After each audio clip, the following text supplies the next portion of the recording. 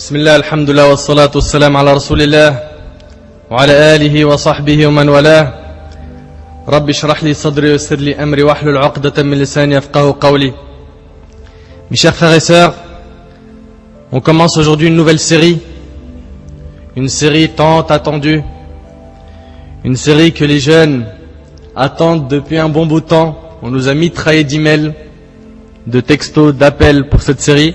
On la commence aujourd'hui bi'idhnillahi azza wa jal, et on demande à Allah tabaraka wa ta'ala de nous accorder la sincérité, sa satisfaction, et on demande à Allah tabaraka wa ta'ala qu'il fasse que cette série soit bénie pour l'ensemble des musulmans. Allahumma amin. On commence aujourd'hui le premier thème de cette série. C'est une série qui est sur le mariage. Le mariage. Et bien sûr, le premier thème, c'est mon frère, ma sœur, marie-toi. Marie-toi. Tu vas me dire, mais pourquoi tu parles de ça? Tout simplement parce qu'aujourd'hui on a beaucoup de musulmans, beaucoup de musulmanes, sont nombreux à ne pas rechercher le mariage, à le repousser, à le retarder, à se dire, on est encore jeune, laisse tomber, pas maintenant. Pourquoi me marier? Ça sert à quoi? Surtout les gens qui embrassent l'islam, les reconvertis, quand tu leur parles de l'importance du mariage, ils disent, mais pourquoi? Je suis bien comme ça. Pourquoi tu me parles de mariage? J'en ai pas besoin. Voilà, je fais attention à moi, je sors pas avec une fille, je fais pas de haram. Pourquoi tu veux que je me marie? C'est pour ça qu'on a choisi de faire ce thème en numéro 1, marie-toi.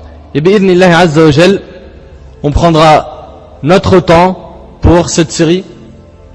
Donc j'ai pas limité jusqu'à maintenant le nombre de dars qui seront faits sur cette série, mais qu'Allah tabaraka wa ta'ala nous facilite et qu'il nous accorde sa satisfaction. Mes frères et sœurs, comme vous le savez, l'islam est le mode d'emploi du musulman.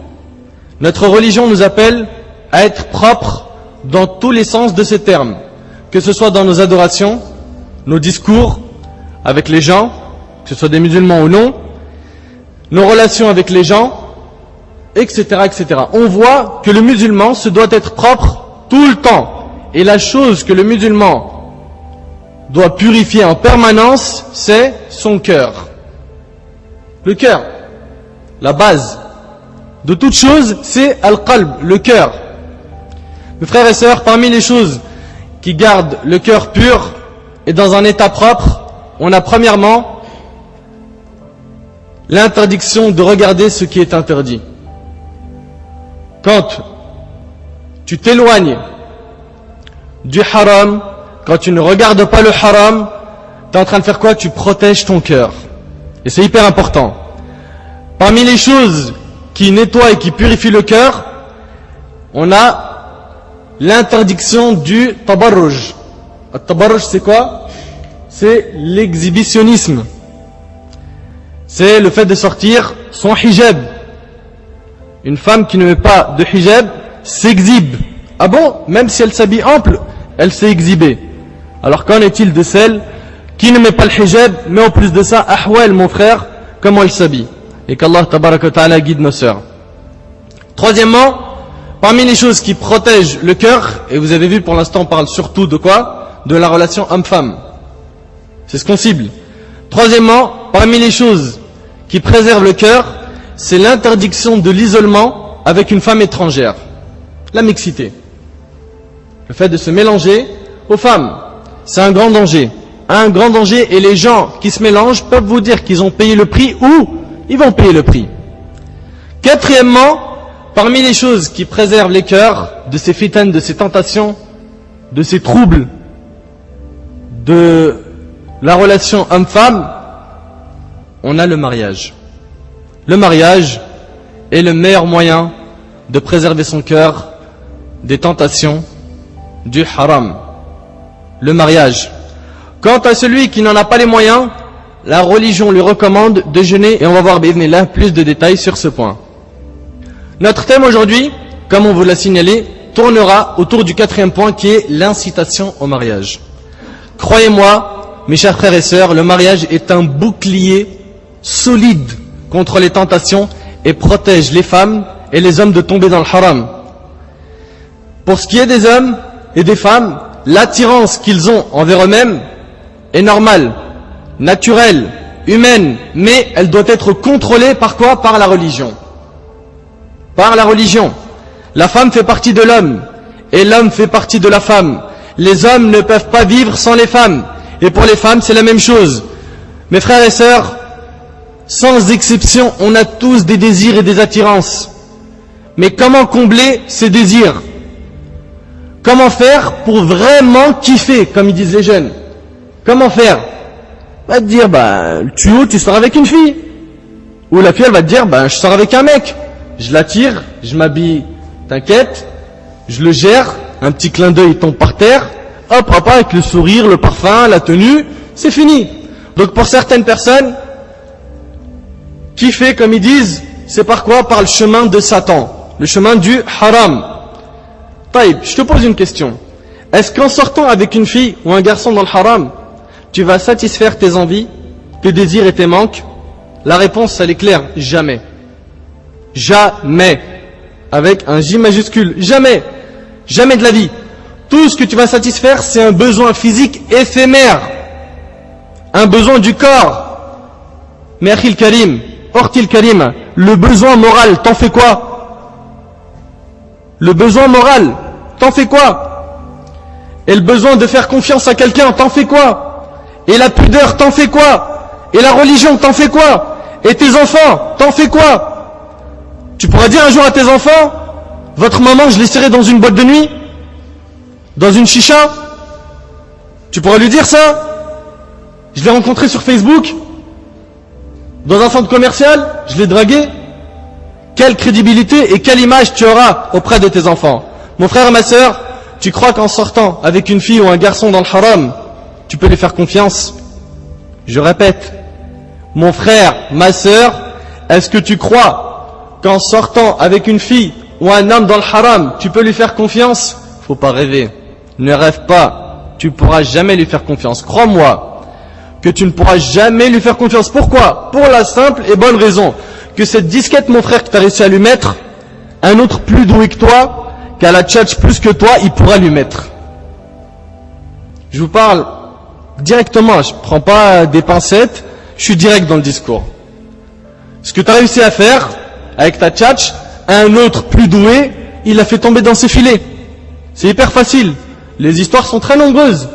Il sortait avec elle, une semaine après, elle est plus avec lui. Pourtant, va voir comment il vivait le love pendant cette semaine-là. Les appels, les textos, ça dort pas, ça pense, ça mange plus, etc., etc.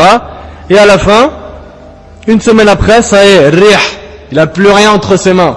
Elle disparaît, elle va où? Un autre plus doué, il avait la tchatch, il l'a embarqué dans son bateau. Donc on voit ici une chose, c'est que ta future femme, tu ne la trouveras pas dans les endroits où on désobéit à Allah. Ta future femme, la pieuse qui éduquera tes enfants à l'islam, bi'idhnillahi azza wa jal, tu la trouveras pas dans la rue, à l'école, sur Facebook, sur Twitter. Tu la trouveras pas dans ces endroits. La femme pieuse, on parlera bi'idhnillahi azza wa jal, comment faire pour trouver la fille et le garçon de sa vie. Ça sera un thème bi'idhnillah qu'on fera prochainement. C'est pas notre thème aujourd'hui, mais sache une chose, c'est que pour réussir un mariage, le début il doit être carré. Et pour qu'il soit carré, tu dois te conformer au quoi? Au Coran et à la sunna du prophète alayhi salatu wassalam. Pareil, pour la femme, il se peut que l'homme la vende à n'importe quel moment. À n'importe quel moment. D'ailleurs, des fois il la vend même pas. Il sort avec 2-3 filles. 4, 5 par semaine, par jour. Et ils s'en vantent. Et aujourd'hui, on a des gens, ils sont fiers et heureux de se vanter de quoi? Du haram. Et le Nabi alayhi salatu wassalam a dit, on fera miséricorde à toute ma communauté, excepté ceux qui font quoi? Qui divulguent, qui parlent de leur péché au grand jour. Ils disent, moi, hier, j'étais à l'hôtel Iblis, j'ai fait la fornication, on a fumé du shit jusqu'à se tuer, on a bu de l'alcool, un truc de ouf. Et subhanallah, aujourd'hui, vous savez, tout ce qui est haram, les gens, ils sont baignés dedans, et pour eux-mêmes, c'est devenu normal d'être dans ce bain de haram. Wallah, c'est très très grave, très grave. Je me rappelle, il y a quelques jours, j'étais en train de faire la queue dans un Franprix. Et je vois 2 jeunes devant moi, chacun il a un pack de bière de 12 bouteille de bière d'Henken. Et ils sont en train de se parler. Déjà les deux, il faut voir leurs yeux, hein, défoncés à mort. Wallah, quand tu dis, toi, il est guetta ou pas guetta, lui, il était double guetta. Tu vois, ils étaient en train de parler ensemble, ils étaient devant moi, dans la queue devant moi. Chacun, il a 12 bouteilles. Et il lui dit, à ton avis, ça va nous suffire ou pas pour la soirée?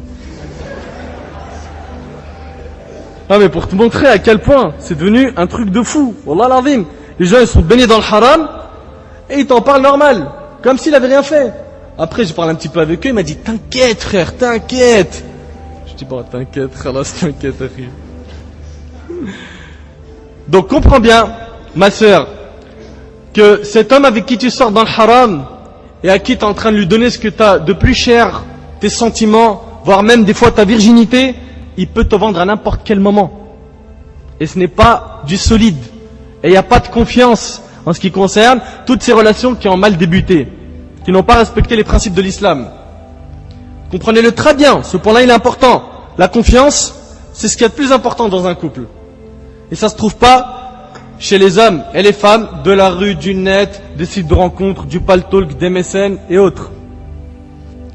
Mon frère, ma sœur, quelle est la puissance qu'on ne laissera jamais tomber pour quelqu'un d'autre? Quelle est la majesté qu'on ne laissera jamais tomber pour quelqu'un d'autre? Quel est le réconfort qu'on ne laissera jamais tomber pour quelqu'un d'autre? Cette puissance, cette majesté, cette force, ce réconfort, c'est Allah Azza wa Jal. Allah Tabaraka wa Ta'ala, tu te dois de ne jamais tourner ton dos à son chemin, lui et son noble messager alayhi salatu wassalam. Car dans le cas où tu tournes ton dos de ce chemin-là, du chemin de la religion, tu as tout perdu. Et sache qu'Allah Tabaraka wa Ta'ala, si tu es avec lui, il sera avec toi. Et le Nabi alayhi salatu wassalam l'a dit dans le hadith d'Ibn Abbas, qui est rapporté par l'imam Ahmed. Le Nabi alayhi salatu wassalam, il a dit, connais Allah dans l'aisance, il sera à tes côtés dans les moments de détresse. Si tu es proche d'Allah dans les moments où tu es bien, alhamdulillah, la santé, l'argent, la famille, tout va très bien. Dans les moments de détresse, dans les moments de difficulté, dans les moments où tu auras besoin d'aide, Allah sera à tes côtés, mais il y a une condition, c'est que tu l'aies connu quand? Dans les moments d'aisance. Et aujourd'hui, hélas, on a une catégorie de musulmans et de musulmanes qui ne connaissent Allah que lorsqu'ils sont dans les moments de détresse. Là, pendant cette période-là, les gens ils passent des examens. Va les voir, Ya Rab, Ya Rab. Il a jamais prié de sa vie. Ou il prie plus, ou il prie pas. Mais dans cette période-là, mon frère, sa prière, son khushu', sa concentration dans la prière, c'est un niveau plus qu'élevé. Donc faire très attention à ça. Et sache, mon frère, ma sœur, qu'il faut que tu t'attaches au chemin de la religion. Et en faisant ça, Allah Azza wa Jal te facilitera de te marier avec un pieux ou une pieuse. Et en plus de ça, toi tu veux avoir confiance en une personne que tu as rencontrée dans la rue. Comment est-ce que tu peux compter sur cette personne quant à l'éducation de tes enfants? Comment cette personne-là va te faire connaître la tranquillité, l'apaisement du cœur et le repos pendant toute ta vie? Comment est-ce que tu vas trouver le réconfort, l'apaisement du cœur avec elle après le mariage? Wallahi mon frère, ma sœur, le mariage c'est un vrai bonheur. Quand je te dis un bonheur, c'est un bonheur. Après bien sûr, je suis pas en train de dire la vie elle est rose de A à Z dans le mariage. Ceux qui sont mariés ils peuvent lever la main là, ils sont en train de se faire peut-être battre par leur femme, hein? Elle les rend fous par les coups de fil, les SMS, t'es où? On se reconnaît ou pas? Ils veulent pas lever la main, ils ont honte. À la kulli hal, il y a des petites embrouilles de temps en temps, mais dans l'ensemble, le mariage, ça t'apaise, ça te tranquillise l'esprit et tu te sens bien. Et on les entend, j'ai envie de me caser. Et c'est une réalité, ils se casent. Quand ils se marient, il est vraiment casé. Et cette femme, avec qui tu vas te marier avec elle, bi'idhnillahi azza wa jal, si tu fais le bon choix, et le bon choix, bi'idhnillah, on en parlera dans les prochaines conférences, si tu fais le bon choix, sache que tu pourras compter sur elle. Elle sera ton épaule, elle sera ton soutien. Ta femme t'apportera le réconfort. Quand tu auras bossé toute la journée, tu rentres, tu es fatigué, tu es KO, il y a le sourire qui va t'accueillir, les bonnes paroles, les câlins, etc. Wallahi, tu vas kiffer tes dents. Tu vas dire, c'est de la bombe le mariage. Franchement, mais j'étais où moi avec le haram là, où je t'ai baigné depuis des années? Comprends-le bien, que quand tu vas te marier, tu vas kiffer. Elle va te préparer des bons plats, même si elle ne sait pas faire à manger, t'inquiète, elle va apprendre, Inch'Allah, avec le temps. Elle va prendre soin de toi, elle va faire attention à ne pas te mettre en colère, elle sera à côté de toi dans les moments difficiles, elle te conseillera. Ça, c'est que dans le mariage. En dehors du mariage, il suffit d'une dispute, garde la pêche, tu crois t'es qui toi? Allez, va-t'en. Tu crois t'es qui? T'as cru t'étais le dernier des mecs ou quoi? Allez hop, taille d'ici. Wallahi, ces paroles que je suis en train de dire tout de suite sortent même de la bouche de certaines de nos sœurs qui ont le hijab, des fois même le jilbab, et de certains frères qui ont la lihya, la barbe. Je vous le dis, il suffit que ces gens-là n'aient pas la religion et qu'ils ne soient pas mariés, qu'ils ont donc cette relation quoi? Dans le haram. Parce que là, aujourd'hui, on a cette nouvelle catégorie de gens, ceux qui ont l'apparence d'hommes pieux, de femmes pieuses, qui sortent ensemble, mais avec des limites, et avec l'intention de se marier.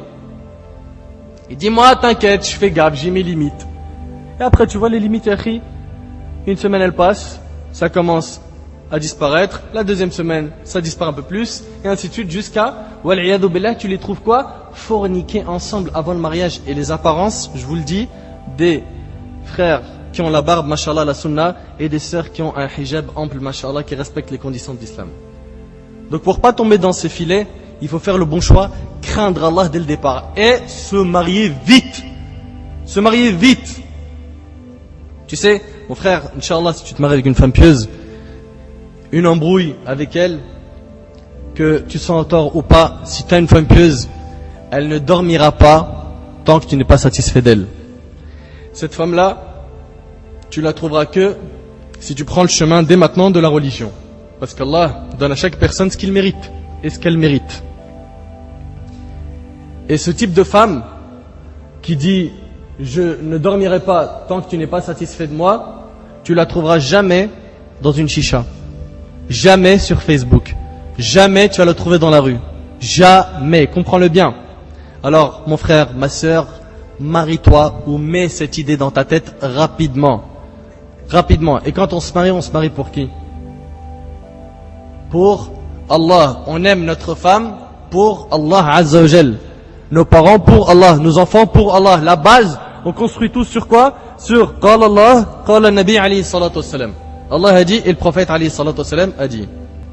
Ma sœur, n'as-tu pas envie d'avoir un homme pieux, un homme qui ne te ment pas, un homme qui ne te trompe pas, un homme vrai, un homme qui bosse pour entretenir son foyer, un homme qui sera un bon père pour tes enfants, un homme qui a le sens des responsabilités, un homme qui te plaît et qui plaît à Allah Azza wa Jal, un homme qui dépense pour toi, un homme qui assume les choix que vous prenez à deux, un homme qui reste fort dans la difficulté car il sait qu'Allah Azza wa Jal est à ses côtés.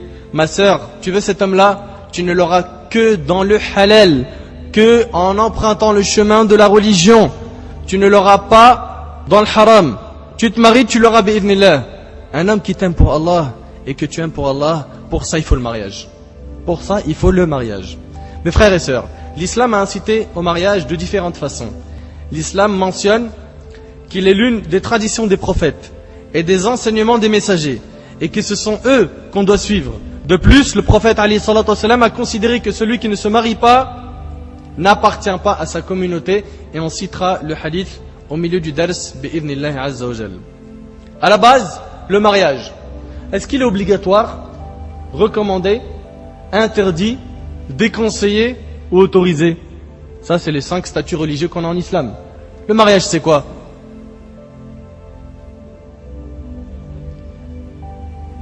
Taïb, on va voir ensemble. Les savants ont dit que le mariage devient obligatoire lorsque la personne a peur de tomber dans la fornication. D'accord? Les savants ont dit que le mariage devient obligatoire quand? Lorsque la personne a peur de tomber dans la fornication. Lorsque le désir d'une personne devient fort et que les tentations qu'il vit sont grandes, le mariage devient pour lui une obligation religieuse. Les savants ont même dit, ouvrez bien vos oreilles, que si la personne a de l'argent et qu'il n'a pas encore fait le hajj, le pèlerinage, et qu'il n'est pas marié, et qu'il craint de tomber dans la fornication, qu'il fait d'abord son mariage avant de faire le hajj. Vous imaginez? D'abord, il se mariera, ensuite il fera le hajj, qui est un pilier de l'islam. Donc, ça c'est pour ce qui est du statut obligatoire. Pour ce qui est du mariage autorisé, c'est l'exemple d'un homme qui se marie, il a les moyens, d'accord? Et il y a une femme veuve, elle a perdu son mari, elle a même des enfants. Il veut se marier avec elle pour entretenir ses enfants, les éduquer et l'aider. Ça, c'est autorisé. D'accord? Pour ce qui est des mariages déconseillés, c'est dans le cas où la personne n'a absolument pas les moyens de subvenir aux besoins de son épouse. Il n'a pas fini les études, il ne travaille pas, il n'a pas un sou dans sa poche, pas d'appart, rien. Là, c'est déconseillé. Le mieux, c'est qu'il retarde, il a une petite situation et il s'engage. Le mariage haram, c'est quand quelqu'un se marie avec une femme qui ne lui est pas permise. Par exemple, il se marie avec sa sœur de lait. Il ne savait pas. Ce mariage-là est invalide. Quant au mariage, à la base, il est recommandé. Frères et sœurs, sachez que le mariage est un bienfait d'Allah. Allah tabaraka wa ta'ala a dit à son sujet dans Surat Ar-Rum, Surat 30, verset 21, وَمِنْ آيَاتِهِ أَنْ خَلَقَ لَكُم مِّنْ أَنفُسِكُمْ أَزْوَاجًا لِتَسْكُنُوا إِلَيْهَا وَجَعَلَ بَيْنَكُم مَّوَدَّةً وَرَحْمَةً إِنَّ فِي ذَلِكَ لَآيَاتٍ لِقَوْمٍ يَتَفَكَّرُونَ. Et parmi ces signes, parmi les signes d'Allah, parmi ses bienfaits, il a créé de vous pour vous. C'est-à-dire que la femme fait partie de l'homme. Il a créé de vous, pour vous, des épouses, pour que vous viviez en tranquillité. La base, c'est quoi? C'est que le mariage, c'est pourquoi? Pour avoir la tranquillité, le repos. On comprend par là que celui qui se marie et qui ne trouve pas la tranquillité, le repos, il n'a pas bien fait son choix dès le départ. Il a créé de vous pour vous des épouses, pour que vous viviez en tranquillité avec elles. Et il a mis entre vous de l'affection et de la bonté. Il y a en cela des preuves pour des gens qui réfléchissent. Mes frères et sœurs, méditons sur ce verset. Et parmi ces signes, il a créé de vous pour vous des épouses. Pourquoi? Pour que vous viviez en tranquillité, le repos. Pour que vous viviez en tranquillité avec elles. Et il a mis entre vous de l'affection et de la bonté. Il y a en cela des preuves pour des gens qui réfléchissent. Le mariage est un repos, contrairement aux relations en dehors du mariage. En dehors du mariage, c'est pas un repos, c'est une souffrance. La personne est en panique tout le temps. Elle se dit, il peut me lâcher, elle peut me lâcher. Elle m'a pas répondu, peut-être qu'elle m'a lâché. Elle veut plus de moi, etc. Des SOS toute la journée, shaitan travaille dans le cerveau de l'un et l'autre. Et on voit que c'est pas un repos, c'est pas un apaisement, c'est pas une tranquillité. Par contre, le mariage, c'est une tranquillité. Tu te sens bien. Une relation qui n'est pas fondée sur Al-Qur'an ou As-Sunnah n'est pas une relation mais une tristesse dans ce bas monde et dans l'au-delà. L'affection, la bonté, l'amour, la miséricorde ne seront présents qu'en respectant les lois d'Allah tabaraka wa ta'ala. Et de ce verset, on déduit que tout couple où il n'y a pas d'affection, de bonté et de miséricorde ressemblera à un corps détaché de son âme. Un corps détaché de son âme. Et ce corps-là, qui est détaché de son âme, devient un corps seul.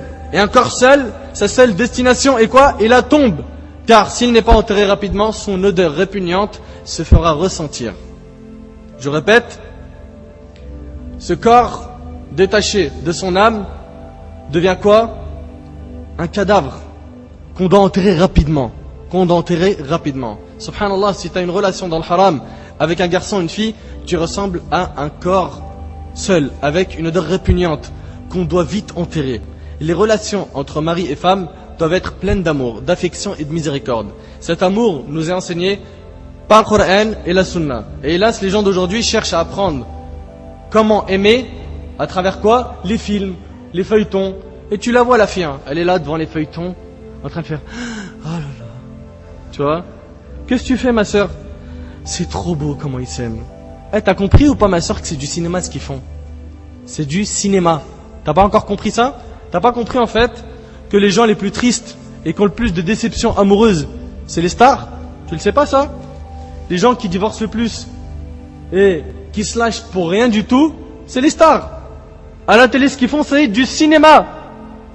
Si tu veux apprendre comment aimer, comment être un lover, comment avoir la tchatch, comment dire de bonnes paroles douces, etc., c'est dans notre religion. T'es sérieux? Bien sûr, on va le voir. On va le voir, bi'idhnillah. On va le voir que dans notre religion, mais t'as tous les tuyaux. T'as pas besoin d'aller voir des films et des trucs, des feuilletons, des clips. Il écoute la chanson et dit, t'as vu les paroles de ouf, mon frère? Mais c'est toi, t'es un ouf. Sachez que notre prophète, alayhi salatu wassalam, a incité sa communauté à se marier et il a interdit le célibat. Et il a considéré que le mariage faisait partie de sa sunna. D'après Anas ibn Malik radiyallahu anhu, 3 hommes sont venus demander aux femmes du prophète alayhi salatu wassalam à propos de son culte, à propos de ses adorations.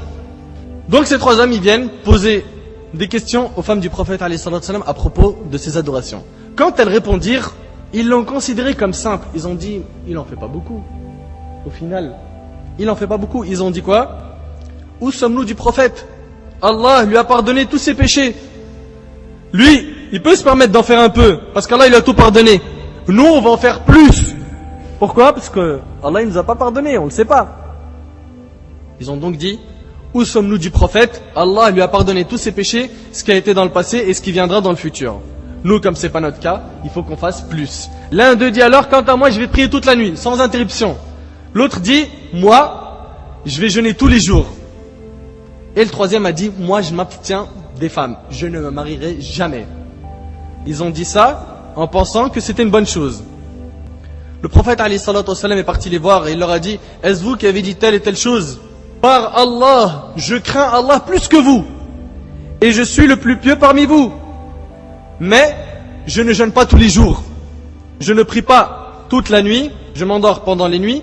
Et j'épouse les femmes. Donc on voit ici le prophète alayhi salatu wassalam, il n'a pas du tout fait comme eux. Et il ne fait pas comme eux.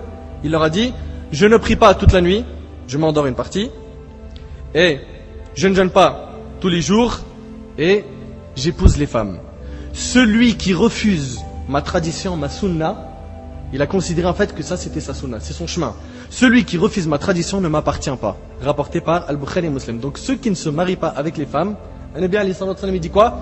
Ils n'appartiennent pas à sa communauté. Et d'après Ibn Mas'ud radiyallahu anhu, le prophète alayhi salatu wassalam a dit, ô les jeunes, que celui qui est en mesure de se marier parmi vous qu'il le fasse. C'est mieux pour le regard et la protection du sexe que celui qui ne peut pas se marier jeûne, car le jeûne lui servira de protection, rapporté par Al-Bukhari et Muslim. De ce hadith, je dois vous parler de quelque chose qui est très importante. C'est une chose que vos parents ne vous diront jamais et dont vous aurez honte de leur en parler. Avant de dire quelle est cette chose, sachez qu'il n'y a pas de pudeur dans la science. Dans la religion, tu as le droit de poser toutes les questions que tu veux, tant que tu utilises des bons termes. D'accord? Viens pas comme un cochon, tu poses une question à un sahbi, tu choques le cheikh ou tu choques le talab ilm. Fais attention, parce que wallah al-azim, des fois, ils viennent poser des questions, ils utilisent des termes qu'on utilise... voilà. Je ferai pas le commentaire, vous avez compris. Salama radiyallahu anha a dit au prophète alayhi salatu wassalam, ô prophète, Dieu n'a pas honte de la vérité. Regarde comment elle commence son discours avec un Nabi alayhi salatu wassalam. Dieu n'a pas honte de la vérité. Donc elle veut dire quoi aussi? Une vérité sans avoir honte. La femme doit-elle se laver quand elle a fait un rêve où il y a eu une sortie de liquide? Il répondit oui, si le liquide est visible. On voit ici qu'une femme a posé une question où normalement tu aurais honte de la poser au prophète alayhi salatu wassalam. Elle lui a dit, la femme doit-elle se laver quand elle a fait un rêve? Il a dit oui, si le liquide est visible. Ô envoyé de Dieu, la femme éjacule-t-elle? Regarde la question. Et le hadith il est rapporté par Bukhari et Muslim. Oui, répliqua le prophète alayhi salatu wassalam, sinon grâce à quoi son enfant lui ressemblera-t-il? Donc on voit ici que quand tu veux poser des questions dans la religion, tu peux poser, il n'y a pas de problème. Mais utilise quoi? Les bons mots. Et Muslim rapporte dans son chapitre, le livre des menstrues, le hadith suivant, Aisha radiyallahu anha a dit, quelle excellente femme étaient les femmes des Ansar. La pudeur ne les a pas empêchées de s'informer sur leur religion. La pudeur ne les a pas empêchées de quoi? De s'informer sur leur religion. Donc comprends que la pudeur ne doit pas t'empêcher de poser des questions. Surtout, allez, je vous donne des exemples concrets, parce que de toutes les manières, là, on va essayer d'en parler. La fellation. Les gens ils disent, est-ce que la pénétration anale c'est halal ou haram? Taïb, si nous les conférenciers, ou les imams, les savants n'en parlent pas, comment les gens vont apprendre leur religion aujourd'hui? Comment? Il y a même un jeune qui avait des rapports avec sa femme pendant qu'elle avait ses menstrues. Et il a su que c'était haram 3 ans après le mariage. Vous imaginez un peu? Donc c'est important de poser des questions sur tous ces sujets. Sans avoir honte, mais en utilisant quoi? Et j'insiste encore une fois, les bons mots. Et le fait de délaisser ce genre de questions qui sont nécessaires, ce n'est pas de la pudeur, bien au contraire, c'est une défaillance et une stupidité. Après avoir vu qu'il n'y a pas de pudeur dans la science, parce qu'attention, il y a des gens qui vont dire la haya'a fi din, point de pudeur dans la religion. Faux. La religion appelle à la pudeur. C'est plutôt la haya'a fi l'ilm, point de pudeur dans la science. Maintenant, je vais vous parler d'un grand problème que les frères rencontrent quand ils sont célibataires. D'ailleurs, même des sœurs musulmanes le rencontrent. Et je sais de quoi je parle. Ils ne sont pas tombés dans la fornication, alhamdulillah, mais ils ont recours à la masturbation. Ils disent voilà, je ne me suis pas encore marié, j'ai pas envie de tomber dans le péché, et la femme et l'homme pratiquent la masturbation aujourd'hui. Et c'est des musulmans et des musulmanes, et ils peuvent même venir à la mosquée, ils écoutent des conférences, ils font la prière, c'est des pieux et des pieuses, ou des gens éloignés d'Allah, et ils le font. Sachez que la masturbation en islam est interdite. Il faut plutôt chercher à se marier. Le prophète alayhi salatu wassalam, qu'est-ce qu'il a dit? Il a dit que celui qui ne peut pas se marier, est-ce qu'il a dit qu'il se masturbe? Alors que le Nabi alayhi salatu wassalam connaît les êtres humains, connaît leurs besoins. Il leur a dit qu'ils jeûnent. Qu'ils jeûnent. Pourquoi? Parce que le jeûne, c'est une protection, c'est un bouclier. Et tu le remarques, pendant Ramadan, tu te sens plus fort qu'en dehors de Ramadan. Pourquoi? Parce que tu jeûnes. Tu as un bouclier sur toi qui te protège des tentations et des fitnas. Sachez que la masturbation est donc interdite. Si vous ne pouvez pas vous marier, multipliez le jeûne surrogatoire. Et pour ne pas m'étaler sur ce sujet qui est la masturbation, sur le site drous.net, vous trouverez dans la rubrique les dangers un dars complet sur ça. Taïb, on a vu ici que celui qui se détourne du mariage, il s'est détourné de quoi? De la sunna du prophète alayhi salatu wassalam. L'imam al-Tirmidhi a rapporté d'après Abu Ayyub al-Ansari radiyallahu anhu que le prophète alayhi salatu wassalam a dit 4 sont des traditions des messagers. 4 choses sont les traditions des messagers. Les messagers, le henné, le parfum, le siwak et le mariage. Et le mariage. Et le prophète alayhi salatu wassalam a parlé des messagers au pluriel. L'homme hésite parfois d'accepter le mariage. Il s'en abstient alors, de peur qu'il ne puisse pas assumer ses responsabilités. L'islam attire alors l'intention aux musulmans et aux musulmanes sur le fait qu'Allah Azza wa Jal fera de ce mariage un moyen qui mène à la richesse, et que c'est lui qui va assumer cette responsabilité à sa place, et qu'il va lui fournir la force nécessaire pour vaincre les causes de la pauvreté. Allah a dit dans Sourate An-Nur, Sourate 24, verset 32, وَأَنْكِحُوا الْأَيَامَ مِنْكُمْ وَالصَّالِحِينَ مِنْ عِبَادِكُمْ وَإِمَائِكُمْ إِنْ يَكُونُوا فُقَرَاءَ يُغْنِيهِمُ اللَّهُ مِنْ فَضْلِهِ وَاللَّهُ وَاسِعٌ عَلِيمٌ. Mariez les célibataires d'entre vous et les gens de bien parmi vos esclaves, hommes et femmes. S'ils sont besogneux, s'ils sont dans le besoin, ils n'arrivent pas à assumer entièrement ses charges, Allah les rendra riches par sa grâce, car la grâce d'Allah est immense et il est omniscient. Et l'imam al-Tirmidhi rahimahullah a rapporté d'après Abu Huraira radiyallahu anhu que le prophète alayhi salatu wassalam a dit 3 personnes Allah doit les aider. Écoute bien le hadith. 3 personnes Allah doit les aider. 1, le combattant fi sabilillah, le combattant pour la grâce d'Allah. 2, l'esclave affranchi sous condition de payer son terme. 3, l'homme qui cherche à se marier. Regarde bien le hadith, Nabi alayhi salatu wassalam il dit 3 personnes, Allah doit les aider. Parmi eux, l'homme qui cherche à se marier. Toi mon frère, qui dit j'ai pas du tout les moyens. Et j'ai souligné tout à l'heure que c'est mieux de venir voir ces familles-là aujourd'hui, chez qui tu vas te présenter pour demander la fille, avec un minimum. Pourquoi? Pour que tu aies fait le maximum de causes et que tu n'aies pas de déception si on te dit non, parce que tu n'as pas d'argent, etc., etc., etc. Donc toi mon frère, ma soeur, qui dit j'ai pas les moyens, toi qui dis j'ai peur de ne pas y arriver, toi qui dis comment je vais faire si j'ai des enfants, j'ai pas assez d'argent, sache qu'Allah Azza wa Jal t'aidera. Dans le hadith, le prophète alayhi salatu wassalam a dit 3 types de personnes, Allah doit les aider.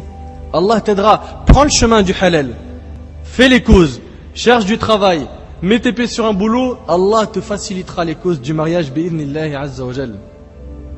Quant à toi qui refuses de te marier pour éviter les problèmes, toi qui refuses de te marier pour pouvoir voyager et kiffer la vie, toi qui refuses le mariage pour rester auprès de maman, papa, t'amuser, grandir auprès d'eux, sache que le prophète alayhi salatu wassalam a interdit le célibat. A interdit le célibat. Ah bon? interdit le célibat? Naam, ouvre bien tes oreilles. Selon Samura radiyallahu anhu, le prophète alayhi salatu wasalam a interdit le célibat. Le hadith il est rapporté par Ahmed al-Tirmidhi, il est authentifié par al-Sheikh al-Albani rahimahullah. Tu crois qu'en refusant de te marier, tu vas être tranquille? Ces gens-là, ils vont te dire, ouais mais frère, quand je suis célibataire, je suis libre, je peux faire ce que je veux. Mais libre de quoi? Tu es libre de rien du tout. Est-ce que tu penses, toi, mon frère, qui jusqu'à maintenant tu joues avec les filles, que changer de meuf, ou toi ma soeur, changer de gars tous les 6 mois, et d'accompagner ta meuf un peu partout, sortir avec elle, l'inviter au resto, dépenser pour elle ou pour lui, est-ce que tu penses que faire tout ce haram là t'apaisera le cœur et te rendra tranquille? Absolument pas. Tu es en prison quand tu sors avec une fille dans le haram. En prison. En prison. T'arrives pas à sentir le repos, le bonheur, la tranquillité, l'apaisement du cœur. Tu es dans une prison provisoire en attendant ton entrée dans la prison finale qui est peut-être l'enfer si tu ne te repens pas. Mes frères et sœurs, mariez-vous et délaissez cette vie instable dans le haram, cette vie qui n'apporte que des problèmes. Délaissez tous ces millions de péchés pour accomplir la moitié de votre religion. Anas ibn Malik radiyallahu anhu a rapporté que le prophète alayhi salatu wassalam a dit: celui qu'Allah lui procure une femme pieuse, il l'a aidé dans la moitié de sa religion. T'imagines? Il l'a aidé dans la moitié de sa religion. Qu'il le craint alors dans la moitié qui reste. Rapporté par At-Tabarani Al-Hakim. Et Al-Hakim a dit que sa chaîne de transmission est authentique. Et d'ailleurs l'imam Al-Zahabi l'a authentifié aussi. T'arrives à imaginer, le mariage c'est la moitié de la religion? Le mariage, tu t'es marié, t'as la moitié de la religion en poche. Et après Nabi alayhi salatu wassalam il dit: prends soin de l'autre moitié. Marie-toi mon frère. Et tu le ressens en plus, que quand tu te maries, tu fais moins de péchés. Pourquoi? Parce que la majorité, l'ensemble des péchés aujourd'hui qui sont faits par les jeunes, c'est par quoi? Par ces sorties-là dans le haram. Parce qu'il sort avec une fille, parce qu'elle sort avec un homme. Et quand ils se marient, c'est terminé. Ils ont coupé les ponts avec ce haram, ils sont apaisés et ils ont accompli la moitié de la religion. Et sachez que le meilleur cadeau qu'un homme peut avoir dans ce bas monde est une femme pieuse. D'après Abdullah ibn Amr ibn al-As radiyallahu anhu an jami' as-sahaba, le prophète alayhi salatu wassalam a dit: la vie présente n'est que jouissance. La vie présente n'est que jouissance. Et sa meilleure jouissance est la femme vertueuse. La meilleure jouissance de cette vie, c'est d'avoir une femme pieuse, une femme qui craint Allah, une femme qui est proche d'Allah. Et pareil pour toi ma sœur, la meilleure jouissance pour toi c'est d'avoir un homme pieux, un homme qui est proche d'Allah, un homme qui va prendre soin de toi, qui va te protéger, qui va faire attention à ton honneur, qui ne te blessera pas. Abdullah ibn Mas'ud radiyallahu anhu a dit: si je n'étais pas sûr que je mourrais dans 10 jours et que je peux épouser les femmes, je l'aurais fait de peur de tomber dans l'impiété. De peur de tomber dans l'impiété, t'imagines? Ibn Mas'ud radiyallahu anhu réunit le mariage avec la piété dans cette parole, à tel point qu'il avait peur de ne pas être un homme pieux. Si quoi? S'il ne lisait pas le Coran, s'il ne priait pas la nuit, s'il ne faisait pas d'aumône? Non. Mais s'il ne se mariait pas. Tu arrives à imaginer un petit peu? Donc on voit à travers la parole d'Allah et de son messager et de ses compagnons que l'islam incite à se marier et à faciliter les mariages et ne pas trop en demander en matière d'argent. Et bien là, ça, on en fera un thème dessus. Hélas, une des plus grandes causes de corruption chez les jeunes, c'est ces parents-là qui en demandent trop aujourd'hui, qui en demandent trop, qui ont trop levé la barre haute. Quand un homme vient les voir, pour eux cet homme-là, c'est une fiche de paye, c'est une carte bleue, c'est un compte bancaire. C'est vrai ou c'est pas vrai? Ces parents-là doivent craigner Allah et doivent faciliter aux jeunes le mariage. Autrement, ce qui se passe, c'est la corruption. Pourquoi? Parce que le jeune, miskin, il se rapproche d'Allah et on le rejette la première fois. Une deuxième famille qui le rejette, troisième famille qui le rejette. Il peut faiblir, le shaitan peut jouer avec lui, il peut tomber dans le haram. Et c'est à cause de ça aujourd'hui qu'on a beaucoup de corruption. C'est les familles qui sont devenues dures, très dures, trop de critères. Et des critères qui sont durs et que la religion ne demande pas, des fois même c'est des critères qui sont interdits. En ce qui concerne les bienfaits du mariage, on pourrait les résumer en 12 points. Premièrement, obéir à l'ordre d'Allah qui nous demande de nous marier. Dans le Coran, Allah Azza wa Jal a demandé à ce que les gens se marient. Deuxièmement, parmi les bienfaits du mariage, c'est le suivi de la sunna. Tu suis la sunna du prophète alayhi salatu wassalam et celle des autres messagers, car la majorité des prophètes étaient mariés. Allah a dit dans Sourate Ar-Ra'd, Sourate 13, verset 38, وَلَقَدْ أَرْسَلْنَا رُسُلًا مِنْ قَبْلِكَ وَجَعَلْنَا لَهُمْ أَزْوَاجًا وَذُرِّيَّةً. nous avons envoyé avant toi des messagers et leur avons assigné des épouses et de la descendance. Des épouses. Donc les messagers, pour la majorité, ils étaient quoi? Mariés. Troisième bienfait du mariage, c'est que tu te protèges des tentations et tu apprends à baisser ton regard. Attention, le mariage ne stoppe pas à 100% le fait de baisser le regard. Mais déjà ça te freine beaucoup, ça aide. Ce qui t'aidera le plus à baisser le regard, c'est ta foi, ton iman, ta relation avec Allah Azza wa Jal, tes pratiques religieuses. Quatrièmement, parmi les bienfaits du mariage, c'est que tu préserves ta chasteté. Cinquièmement, la diminution de la corruption chez les musulmans.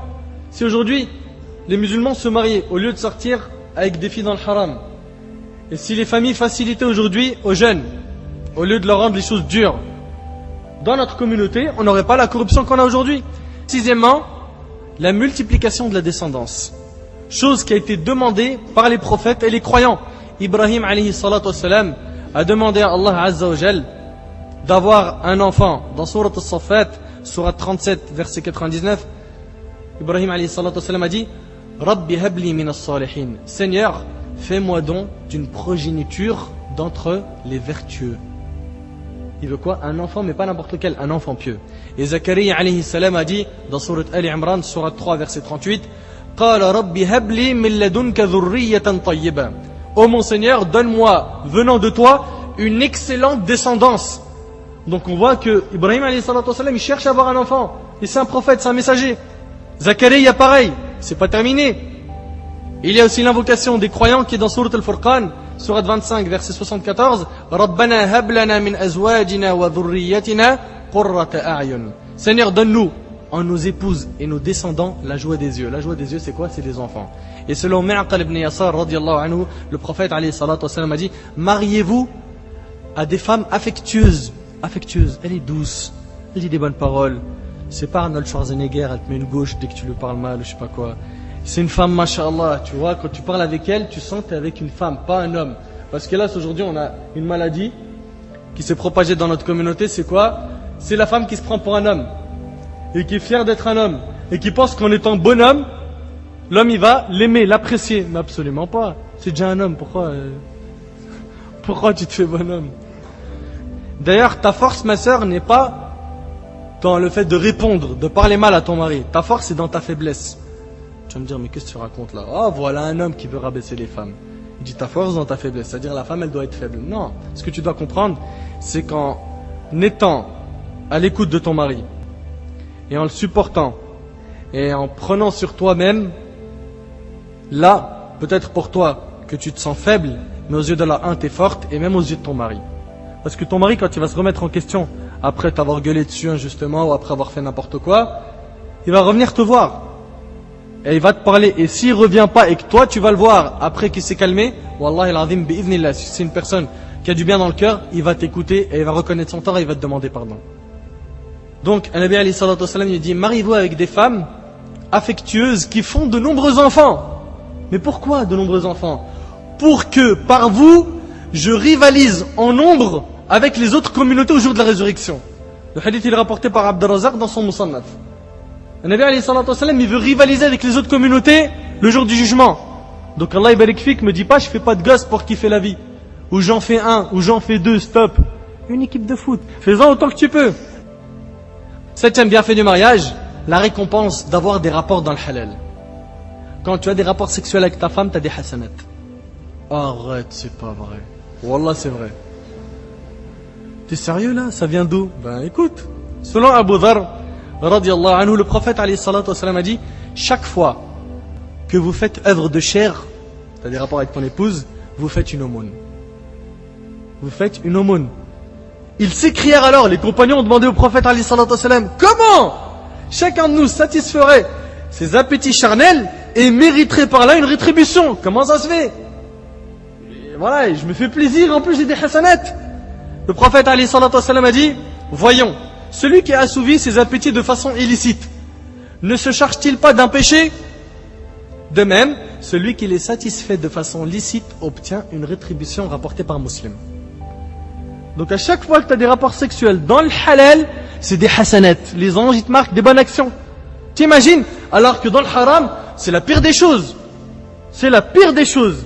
Et sache, toi qui joues avec les filles des gens, si tu commets la fornication, tôt ou tard, on le fera avec quelqu'un de ta famille, car c'est une dette que tu dois rembourser sur terre. Un Nabi alayhi salatu wassalam, il a dit, comme tu fais, on te fera. Comme tu fais, on te fera. Tu auras des enfants plus tard. Inch'Allah. Et fais attention, tu auras peut-être des filles. Il est possible que tu payes la facture avec tes filles. Et ça, tu ne pourras pas l'assumer. Donc si tu veux pas qu'on te fasse ce mal, dès maintenant, tire le frein à main, Allah yabarik fik. Ne joue pas avec les filles des gens pour pas qu'on joue avec tes filles, avec les filles de ta famille, avec tes sœurs, avec tes cousines. Prends garde, Akhi, de tomber dans ce grand panneau. 8e bienfait du mariage, c'est qu'en se mariant, tu aimes ce que le prophète alayhi salatu wassalam a aimé. Ah bon? Écoute bien. Selon Anas radiyallahu anhu, le prophète alayhi salatu wassalam a dit, ouvrez bien vos oreilles, il a été enraciné en moi. C'est malgré lui, c'est-à-dire, c'est pas lui qui l'a choisi. Il a été enraciné en moi l'amour de certaines choses de votre bas monde.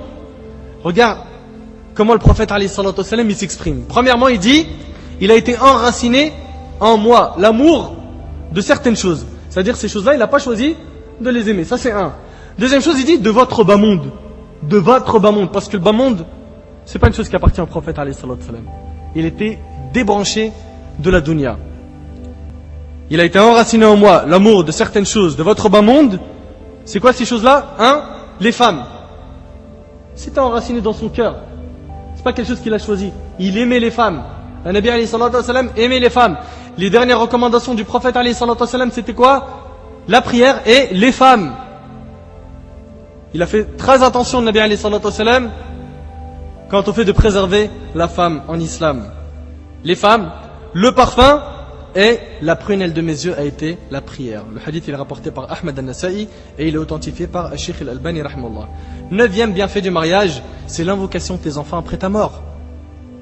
Bidnillah, quand tu vas te marier, tu auras des enfants. Et ces enfants-là, si tu les éduques à l'islam, ils vont te faire des invocations. Et selon Abu Huraira radiyallahu anhu, le prophète alayhi salatu wassalam a dit, quand l'homme ou la femme meurt, son œuvre s'arrête. Plus de bonnes actions. Sauf 3 choses qui continuent à lui ramener des bonnes actions. Parmi ces 3 choses-là, un enfant vertueux qui prie pour lui, qui fait des invocations donc pour son père, rapporté par Muslim. Donc quand tu as des enfants et que tu les éduques à l'islam, leurs dua bi'idhnillah t'aideront dans ta tombe et le jour du jugement. 10e bienfait du mariage, l'intercession des enfants pour leurs parents. Selon Abu Huraira radiyallahu anhu, le prophète alayhi salatu wassalam a dit, Allah élèvera le degré du serviteur pieux dans le paradis. Allah élèvera le degré du serviteur pieux dans le paradis. Il dira alors, oh mon Seigneur, d'où me vient cela? Comment ça se fait? Je suis arrivé à ce degré-là. Alors Allah dira, grâce au bienfait de ton enfant qui a demandé le pardon en ta faveur. Rapporté par Ahmed. Et l'imam Ibn Kathir rahimahullah a dit que la chaîne de transmission est authentique. 11e bienfait du mariage, laisser une descendance qui travaillera pour sa religion jour et nuit. Laisser des enfants qui vont bosser pour le djinn. On a tous cette responsabilité, mes frères et sœurs, travailler pour notre religion. Et on doit, Inch'Allah, enseigner à nos enfants qu'eux aussi, ils sont responsables. Et qu'ils doivent tout faire pour que la communauté avance. 12e mérite du mariage, le repos, l'affection et la miséricorde. Et il y a bien plus que ce que je viens de citer, mais je me contenterai, Inch'Allah, de ces 12 points seulement. أسأل الله سبحانه وتعالى أن ينفعني بما قلت وأن ينفعكم بما سمعتم هذا ما أعلم والله عز وجل أعلى وأعلم سبحانك اللهم وبحمدك أشهد أن لا إله إلا أنت أستغفرك وأتوب إليك جزاكم الله خير والسلام عليكم ورحمة الله وبركاته الله خير والسلام عليكم ورحمة الله وبركاته الله خير والسلام عليكم ورحمة الله وبركاته الله خير والسلام عليكم ورحمة الله وبركاته الله خير والسلام عليكم ورحمة الله وبركاته الله خير والسلام عليكم ورحمة الله